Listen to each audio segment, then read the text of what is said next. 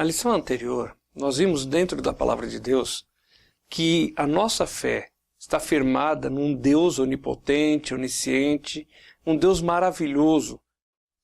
Para ilustrar o tamanho dessa verdade, o que isso tem a ver com as nossas vidas, eu queria contar uma história para vocês. Havia um pequeno cais no meio do nada, e ali perto um homem pescava. De repente esse homem começa a olhar e vê um menino acenando para um navio que passava longe. E aquele homem ficou impressionado com aquilo e chegou para o menino e falou assim: olha menino, não adianta você acenar para esse navio, eles nunca vão te ver nesse pequeno cais. Mas o menino insistia em fazê-lo. E o pescador insistiu: olha, não adianta você ficar acenando porque esse navio nunca vai vir aqui num cais tão pequeno como esse. Mas o menino insistia. E o pescador desistiu de falar com o menino e voltou para sua pescaria. De repente ele começou a notar que o navio começou a se aproximar do cais. E ele ficou impressionado com aquilo. E dali um pouco o menino sobe dentro do navio. E de lá de cima do navio, o menino fala para o pescador assim: olha, eu sabia que ele ia vir aqui. Eu sabia que ele ia me pegar. Sabe por quê? Porque o meu pai é o comandante. Essa pequena história serve para ilustrar para a gente o que nós temos em Cristo Jesus, o que nós temos em Deus. O nosso Pai é aquele que comanda todo o universo. Deus criou todas as coisas, Deus sustenta todo o universo, mas Ele se preocupa individualmente com cada um de nós. E na lição de hoje nós vamos ver um pouco mais sobre esse amor maravilhoso desse Pai maravilhoso.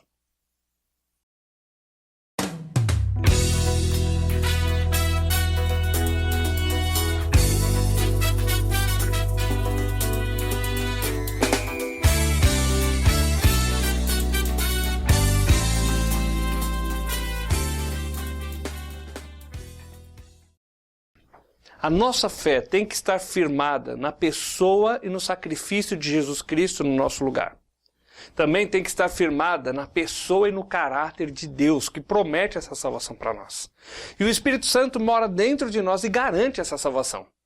E Deus tem prometido, através do seu Filho, através do seu Espírito que mora em nós, e também da sua pessoa, que Ele tem um lugar maravilhoso para nós.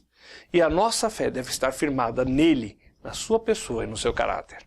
Em Gênesis capítulo 2, versículos 16 e 17...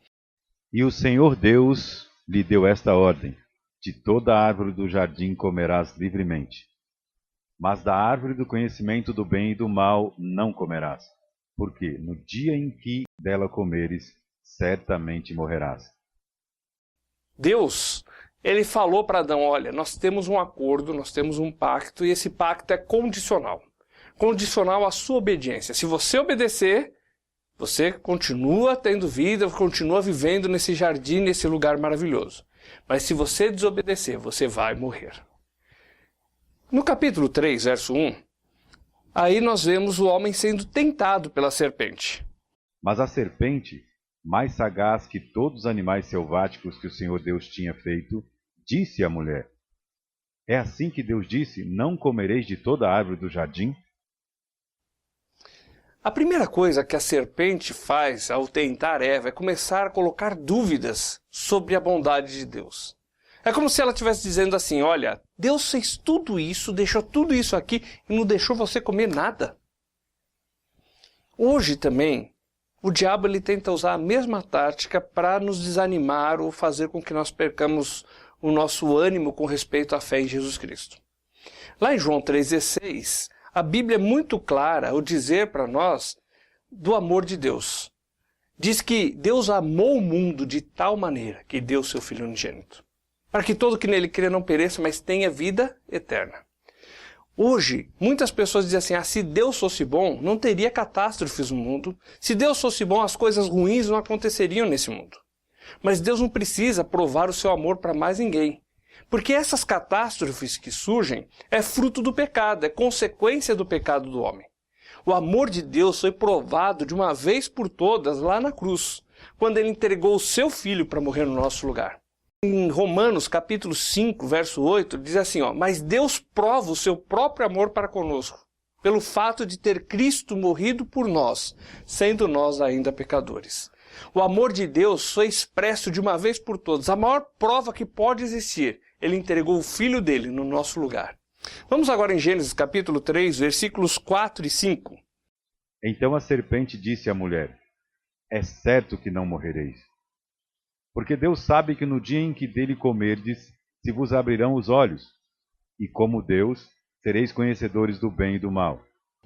Quando o diabo tentou Eva, em primeiro lugar, ele colocou dúvidas sobre a bondade de Deus, como nós citamos. Ah, Deus não é tão bom assim. Colocou vocês aqui e não deixou vocês comerem essas coisas? E depois ele colocou dúvidas sobre a palavra de Deus. Porque Deus disse, certamente morrerás. E agora o diabo está dizendo, você vai morrer coisa nenhuma. O que Deus falou para você não é verdade. Hoje é a mesma coisa. Ele quer colocar dúvidas sobre você. Ele quer dizer para você que Deus não é tão bom. Ele quer colocar dúvidas sobre o que a Bíblia diz.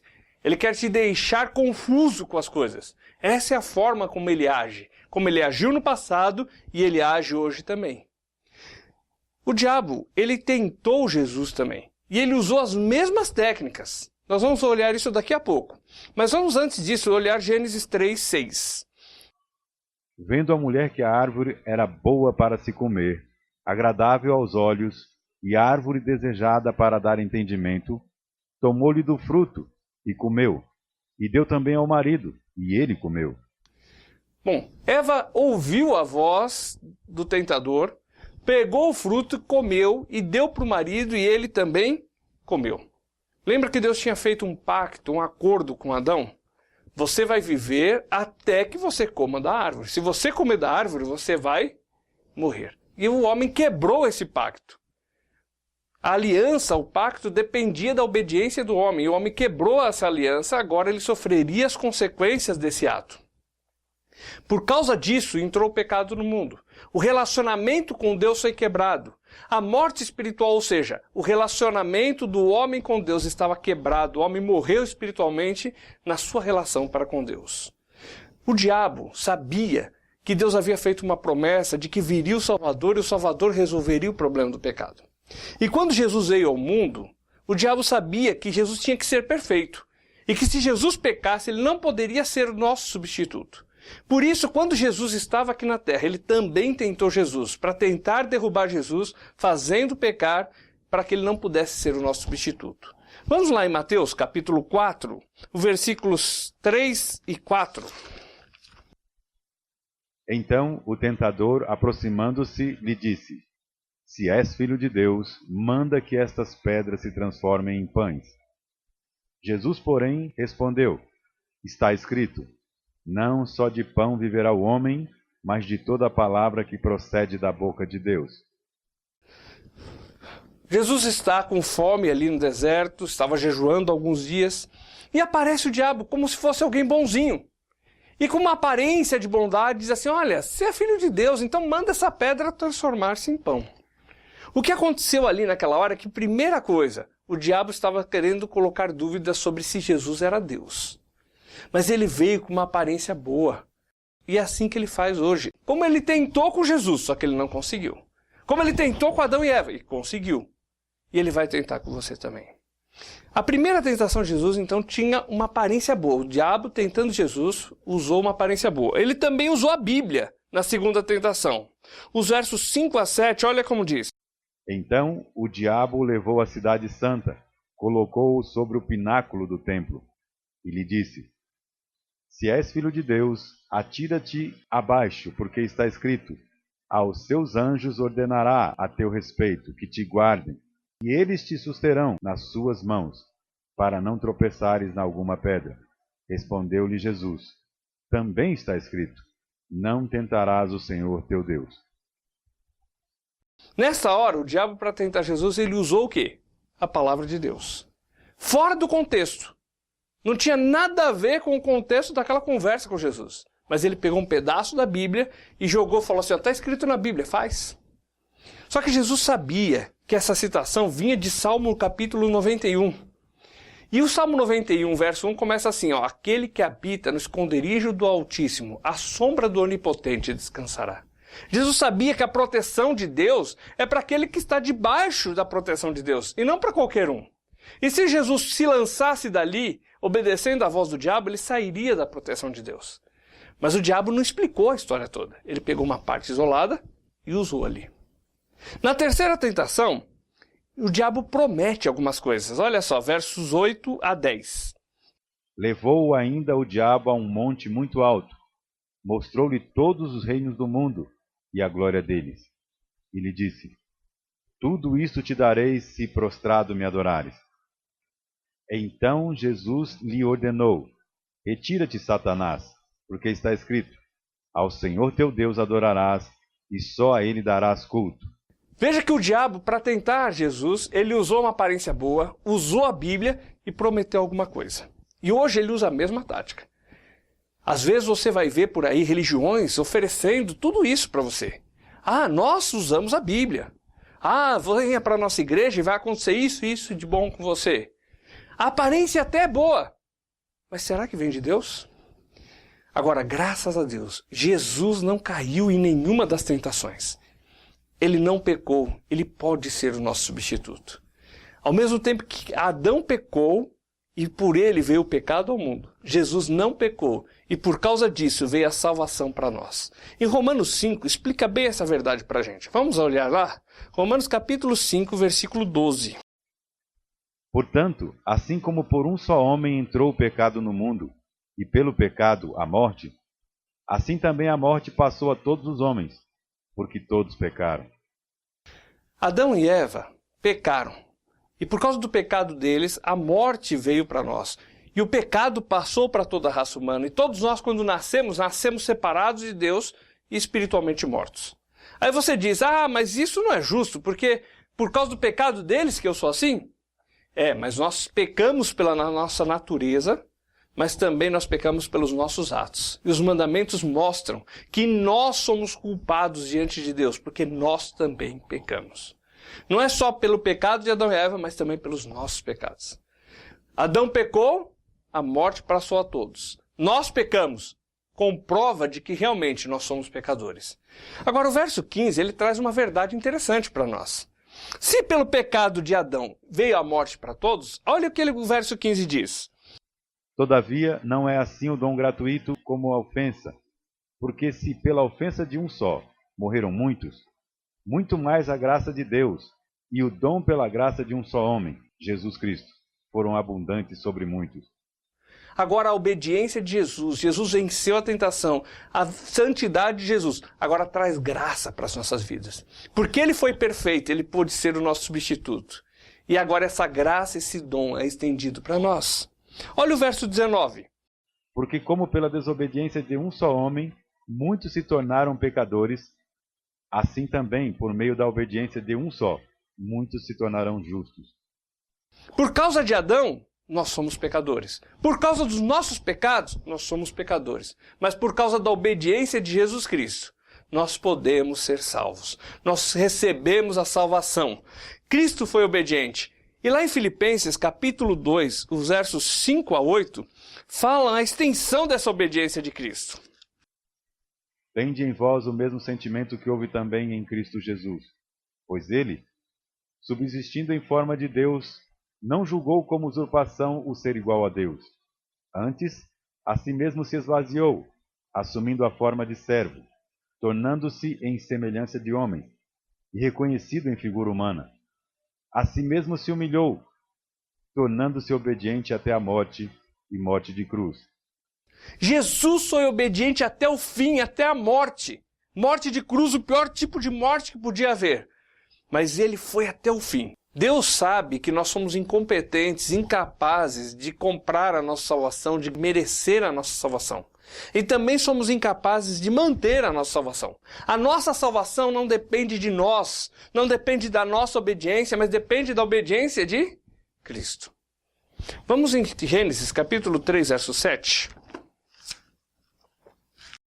Abriram-se então os olhos de ambos, e percebendo que estavam nus, coseram folhas de figueira e fizeram cintas para si.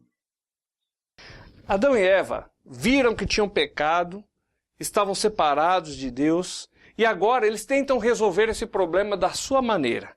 Através de um plano, eles fazem roupas de folhas e cobrem a sua nudez. Na frente um do outro, aquilo parecia que estava resolvido. Mas quando eles perceberam a presença de Deus, eles ainda tinham medo, vergonha, e estavam com um sentimento de dor dentro deles. Olha o verso 8. Quando ouviram a voz do Senhor Deus, que andava no jardim pela viração do dia, esconderam-se da presença do Senhor Deus, o homem e sua mulher, por entre as árvores do jardim. Eles fizeram aquelas roupas de folhas, achando que resolveria o problema do pecado, da separação de Deus. Porém, quando perceberam Deus chegando, perceberam a presença do Senhor, eles ainda estavam com medo e ainda estavam com vergonha. Aquilo que eles fizeram com as obras deles, com o jeito deles, do plano deles, não resolveu, não adiantou nada. Eles ainda tinham medo. E uma das consequências, das principais consequências do pecado, é que ele nos separa de Deus. Ele faz com que a gente se esconda de Deus, que a gente tenha medo de estar perto de Deus. Em compensação, em contraste com isso, quando nós cremos em Cristo, nós temos exatamente o contrário. Em vez de medo de chegar na presença de Deus, nós temos confiança para chegar na presença de Deus. Olha o que diz em Hebreus capítulo 4, o verso 15. Porque não temos sumo sacerdote que não possa compadecer-se das nossas fraquezas. Antes, foi ele tentado em todas as coisas, à nossa semelhança, mas sem pecado. Os sacerdotes no Antigo Testamento, eles ofereciam o sacrifício. Depois eles entravam no templo e oravam a Deus, intercedendo em favor do pecador lá fora. Jesus, ele não é simplesmente um sacerdote. Ele é muito mais que isso. Ele vive na presença de Deus e intercede por nós. E ele está sempre lá. E ele se preocupa conosco, porque ele foi tentado em tudo, mas sem pecado. Por isso ele podia ser o nosso substituto. E quando você chega diante de Deus para falar com Deus, você encontra alguém que conhece as suas dificuldades, que conhece como você é, que conhece as suas necessidades. E ele te convida a entrar na presença de Deus para falar com esse Pai maravilhoso. Olha o verso 16. Acheguemo-nos, portanto, confiadamente, junto ao trono da graça, a fim de recebermos misericórdia e acharmos graça para socorro em ocasião oportuna. Nós somos convocados por Jesus a chegar na presença do Senhor. Convocados a chegar ali com confiança, não com medo, não pensando que tem um juiz com um martelo pronto para nos acusar. Nós podemos chegar pessoalmente, com confiança, por causa do que Jesus fez por nós. Porque Ele intercede por nós. E porque lá nós encontramos um Pai amoroso, estendendo seus braços, estendendo graça para as nossas vidas. Tem muitas pessoas que dizem por aí que você tem que pedir para um intercessor, um intermediário, para ele levar esse pedido para Deus. E eles até fazem a seguinte comparação. Quando você quer falar com o governador, você não tem como ir direto falar com o governador. Você tem que falar com o assessor e o assessor vai falar com o governador para você poder ser atendido. E as pessoas querem usar esse tipo de comparação para com Deus. Porém, nós não precisamos disso. Primeiro, porque o nosso intercessor é Jesus Cristo e ele vive na presença de Deus. E em segundo, porque nós somos filhos. O filho do governador, ele pode chegar para falar com o pai dele a hora que ele quer. Então nós somos filhos de Deus e nós podemos chegar na presença de Deus a qualquer hora, a qualquer momento. Encontrarmos um pai preocupado conosco, pronto a estender graça e ajuda no momento oportuno. Não é na ajuda na hora que você quer ou que você determina. Muito pelo contrário, é na hora que Deus sabe que é melhor. Porque Deus sabe das nossas necessidades. Ele sabe o que é melhor para nós. E Ele sabe a hora que isso é melhor para nós. Ele vai nos atender no momento certo. Mas sempre nós encontramos graça ao chegar na presença de Deus. Para ilustrar um pouquinho dessa verdade, eu queria contar uma história para vocês. Teve um menino que estava num voo. E no meio daquele voo havia uma turbulência muito grande. E os comissários de bordo tiveram que sentar, todo mundo tremendo, gente gritando no meio do avião, e aquilo tremia tudo, e balançava, e caía a máscara para cá, e todo mundo gritando, e o menino lá, tranquilo. Quando passou toda aquela turbulência, aí um dos comissários de bordo chegou para o menino e falou assim: "Ei, menino, eu fiquei impressionado com a sua calma.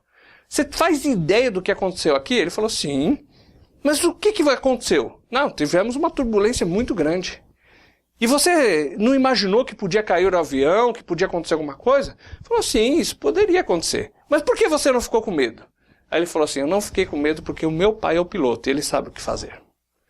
Quando vierem as turbulências, as dificuldades, os problemas, lembre-se que o seu pai é o piloto que comanda esse universo. E você pode chegar na presença dele.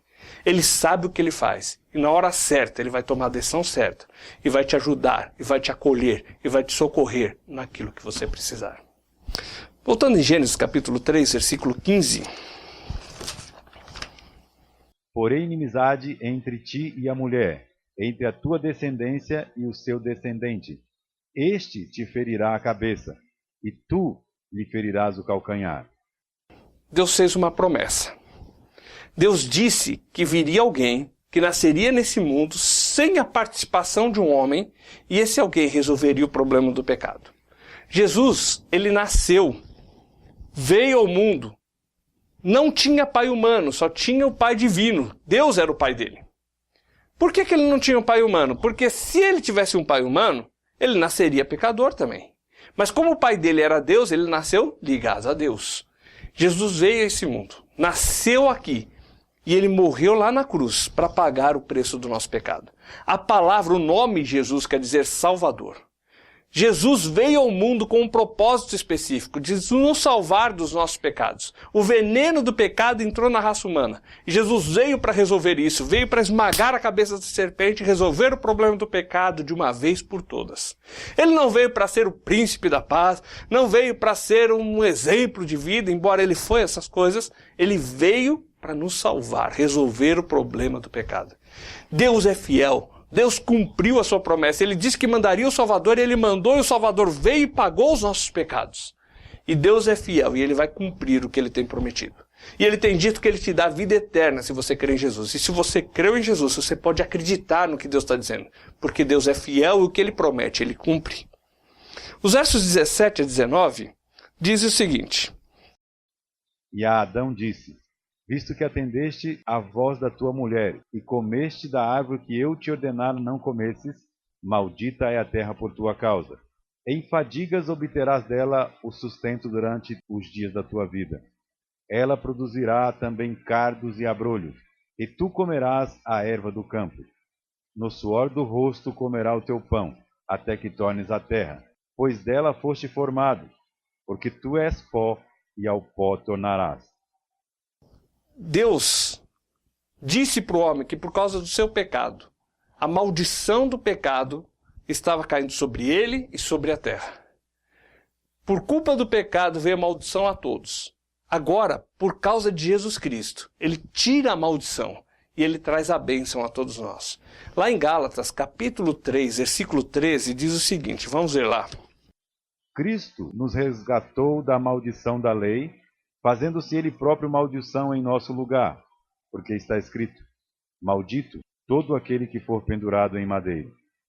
Cristo nos resgatou dessa maldição, nos salvou, nos tirou da maldição, porque ele na cruz levou a maldição que era para nós. A maldição do pecado caiu sobre Jesus Cristo e ele nos resgata agora. Nós não estamos mais debaixo da maldição, mas sim estamos debaixo da graça de Deus, porque Cristo morreu no nosso lugar. 1 Pedro 3,18 diz que Cristo morreu uma única vez pelos pecados, o justo pelos injustos, para conduzir-nos a Deus. Morto sim na carne, mas vivificado no Espírito. Cristo morreu uma única vez. Isso diz que o sacrifício de Cristo foi suficiente. Não precisa ser repetido. Não precisa fazer outros sacrifícios. Ou alguém fazer mais alguma coisa. Porque Cristo pagou tudo. Quando ele morreu na cruz, ele disse: está consumado. Deus disse: eu estou satisfeito. E o texto de Pedro confirma: ele morreu uma única vez pelos pecados. Também diz que o sacrifício dele é suficiente para mim, para você, para qualquer um que colocar a fé em Jesus Cristo. Não precisa de um sacrifício novo para cada pessoa. Ele foi suficiente naquilo que ele fez, e ele foi suficiente para a vida de cada um de nós. O justo morrendo no lugar do injusto. O justo morrendo no lugar do injusto. Para que eu, para que você, para que nós possamos chegar diante de Deus. Vamos voltar ao texto de Gênesis agora, capítulo 3, versículo 21. Fez o Senhor Deus vestimenta de peles para Adão e sua mulher, e os vestiu. Um animal teve que morrer. Deus tirou a pele desse animal e Deus vestiu Adão e Eva. Para que Deus os vestisse, eles pegaram aquelas roupas de folhas e tiveram que fazer o quê? Lançar fora. Aqui está o princípio do arrependimento. Você, a vida inteira, acreditou que ia para o céu por causa das suas obras. Você acreditava que ia para o céu por causa da sua religião. Você acreditava que ia para o céu porque você era bonzinho ou porque nunca matou e nunca roubou. Agora você pega todas essas roupas de folhas, todas essas crenças suas, essa sua confiança, lança fora, joga fora, para que Deus te revista. Para que você realmente aceite o sacrifício de Cristo. Não dá para você dizer assim, eu creio que Cristo pagou pelos meus pecados e continuar ao mesmo tempo acreditando nessas coisas. Você tem que lançar fora essas crenças e colocar a sua fé no que Jesus fez por você. Existe uma comparação que o apóstolo Paulo faz lá em Gálatas capítulo 3 com respeito a esse ato de Deus ter vestido Adão e Eva. Vamos lá em Gálatas 3:26. Pois todos vós sois filhos de Deus mediante a fé em Cristo Jesus. Lá em João 1:12 diz que todos aqueles que receberam a Jesus são o quê? Filhos de Deus. Agora aqui se repete, todos os que creem em Cristo Jesus, todos que têm a sua fé firmada em Jesus Cristo, são filhos de Deus. Você creu em Jesus? Você é filho de Deus. Olha o verso 27 agora. Porque todos quantos fostes batizados em Cristo, de Cristo os revestistes. Quando ele fala todos que fostes batizados em Cristo, não está falando de batismo com água. Está falando sobre o sentido da palavra batismo, quer dizer colocar dentro. Todos vocês que foram colocados dentro de Cristo, vocês foram revestidos de Cristo. Eu tenho aqui um papel que vai nos ajudar a ilustrar isso. Deixa eu pegar aqui para ilustrar um pouquinho essa verdade. Nós temos Cristo aqui. Cristo morreu por nós, Cristo morreu no nosso lugar. E está dizendo que nós fomos, aqui tem uma foto aqui para espantar as moscas, né? Todos nós, eu estou aqui, ou você, quem quer que seja, que cremos em Cristo, nós somos filhos de Deus e nós somos colocados dentro de Cristo. Quando Deus olha para nós, Ele vê quem? Ele vê Cristo. Nós somos revestidos de Cristo, fomos colocados dentro de Cristo. E agora Deus olha para nós e não vê o Valdir, pecador, que ofende a sua santidade, mas vê Jesus Cristo que pagou esses pecados, que é santo, e eu posso chegar na presença de Deus por causa de Jesus Cristo e não por causa de mim mesmo. Porque a minha vida está escondida em Cristo, porque eu fui revestido de Cristo. Todos aqueles que creram em Jesus são filhos de Deus e a sua vida está escondida em Jesus Cristo. Voltando lá em Gênesis capítulo 3, versículo 24. E expulsou o homem, colocou querubins ao oriente do jardim do Éden, e o refugir de uma espada que se revolvia, para guardar o caminho da árvore da vida. Por causa do pecado, o homem foi expulso do jardim. Por causa do pecado, o homem perdeu a comunhão com Deus. Por causa do pecado, o homem perdeu seu relacionamento para com Deus. Só que hoje nós vimos que em Cristo Jesus nós ganhamos muito mais do que o homem perdeu. Nós ganhamos o privilégio de sermos chamados filhos de Deus. Nós ganhamos uma salvação garantida pela obediência de Jesus Cristo. E em Romanos, capítulo 8, verso 1, diz assim, que não há mais condenação para aqueles que estão em Cristo Jesus. Lembra que a nossa vida está escondida em Cristo? Se você está em Cristo Jesus, não existe mais condenação, porque Jesus já levou a sua condenação, Jesus já levou o seu castigo.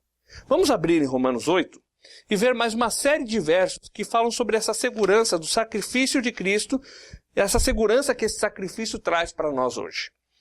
Romanos 8, 31, ele diz assim, ó, que diremos, pois, essas coisas? Se Deus é por nós, quem será contra nós? Deus hoje está a nosso favor. Porque Cristo pagou os nossos pecados, Deus ficou satisfeito e Deus nos acolhe como seus filhos. Ninguém pode chegar e agora querer nos tirar desse maravilhoso amor, dessa maravilhosa graça. Deus é por nós. Deus está do nosso lado. Olha o verso 32. Aquele que não poupou o seu próprio filho, antes por todos nós o entregou, porventura não nos dará graciosamente com ele todas as coisas? Deus, no seu amor, deu o filho dele para morrer no nosso lugar. Você acha que agora ele vai nos abandonar? Pelo contrário, a salvação foi o começo do que Deus queria fazer conosco. Deus continua a dispensar a nós o seu favor. Ele deu o seu Filho por nós e Ele continua nos ajudando e nos abençoando dia após dia. Verso 33. Quem tentará acusação contra os escolhidos de Deus? É Deus quem os justifica. De repente o diabo ou alguém poderia dizer, você não pode aceitar essa pessoa no céu porque ele é isso, aquilo outro. E aí Jesus chega e diz assim, é verdade, ele é isso, aquilo outro, mas eu paguei tudo naquela cruz. E agora ele está justificado. E Deus olha para mim e me vê os meus defeitos, mas Ele olha antes e vê Cristo e a justiça de Cristo, porque a minha vida está escondida em Cristo. Eu estou revestido de Cristo, estou justificado por Cristo e ninguém pode nos acusar. Verso 34, quem os condenará? Pois é Cristo quem morreu ou antes ressuscitou dentre os mortos, o qual está à direita de Deus e também intercede por nós. Vamos supor que o diabo chegue e diz assim, eu sei o que ele fez, eu sei que ele tem esse e esse podre. E Jesus diz, eu sei também, e eu paguei na cruz, eu levei o peso desse castigo. E aí Jesus intercede por nós. Nós temos o maior de todos os advogados. Nós temos o melhor de todos os advogados. E Ele está lá intercedendo em nosso favor. Quem pode nos condenar? O próprio Jesus que pagou os nossos pecados é o nosso advogado e está lá intercedendo em nosso favor. Verso 35. Quem nos separará do amor de Cristo? A tribulação, a angústia, a perseguição, a fome, a nudez, ou o perigo, ou a espada? Será que existe alguma coisa nesse mundo que pode nos separar desse amor maravilhoso? Lembra que Jesus disse, eu dou a vida eterna e ninguém tira da minha mão? O meu Pai é maior do que tudo e ninguém tira da mão do meu Pai? Ninguém pode nos separar do amor do Senhor.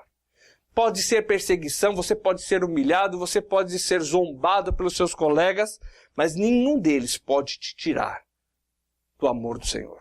Pode te separar desse amor maravilhoso. Olha o verso 36. Como está escrito, por amor de ti, somos entregues à morte o dia todo. Fomos considerados como ovelhas para o matadouro. Nos dias em que Paulo escreveu esse texto, os cristãos viviam em constante perigo. Eles poderiam ser mortos a qualquer momento. Como muitos e muitos morreram em arenas no Império Romano. Como outros morreram na mão de judeus. Mas se alguém chegar ao ponto de dizer assim para você, eu vou te matar, nem assim ele consegue te tirar do amor do Senhor. Pelo contrário, ele te lança nos braços do Senhor. Porque se nós morremos, nós vamos direto para a presença do Senhor. Nós vamos desfrutar do gozo de viver na sua presença. Nem a morte pode nos separar do amor do Senhor. Olha o verso 37. Mas em todas essas coisas somos mais que vencedores por aquele que nos amou. Existem muitas pessoas que venceram na vida. Nos esportes, as pessoas, ou os clubes, ou os times, eles ganham vitórias, títulos, mas eles são simplesmente vencedores. A Bíblia diz que nós, que estamos em Cristo Jesus, somos mais do que vencedores. Não dá para descrever o tamanho da vitória que é estar em Cristo Jesus. Porque a vitória das pessoas nesse mundo, ela é temporária, ela é passageira. Mas a vitória que Cristo nos dá é eterna, é para sempre. E ninguém pode nos separar desse amor. Ninguém pode nos separar dessa vitória. Nós vamos viver para sempre na presença do Senhor. Ninguém pode nos separar desse amor, nem através da morte. Nem através dos problemas, nem através do que dizem, nem através do que julgam, porque somos mais que vencedores na pessoa de Cristo Jesus. Olha os versos 38 e 39. Porque eu estou bem certo de que nem morte, nem a vida, nem os anjos, nem os principados, nem as coisas do presente, nem do porvir, nem os poderes, nem a altura, nem a profundidade, nem qualquer outra criatura poderá nos separar do amor de Deus que está em Cristo Jesus, nosso Senhor. Nada pode te separar do amor de Deus que está em Cristo Jesus. E essa palavra, ela já começa com uma certeza, porque eu estou certo. E você pode ter essa certeza de que ninguém e nem nada nesse mundo pode te separar do amor do Senhor. Aquele Deus que mandou o Filho dele te ama tanto e está dizendo, ninguém te separa do meu amor. Aquele Jesus que te ama tanto e deu a vida no seu lugar, ele está dizendo, ninguém te separa do meu amor. Baseado nessa certeza, na certeza do amor do Senhor, eu quero dizer para você que você pode firmar a sua fé. Firme a sua fé no Deus maravilhoso, no caráter desse Deus e no amor desse Deus. Que Deus abençoe e até o próximo estudo.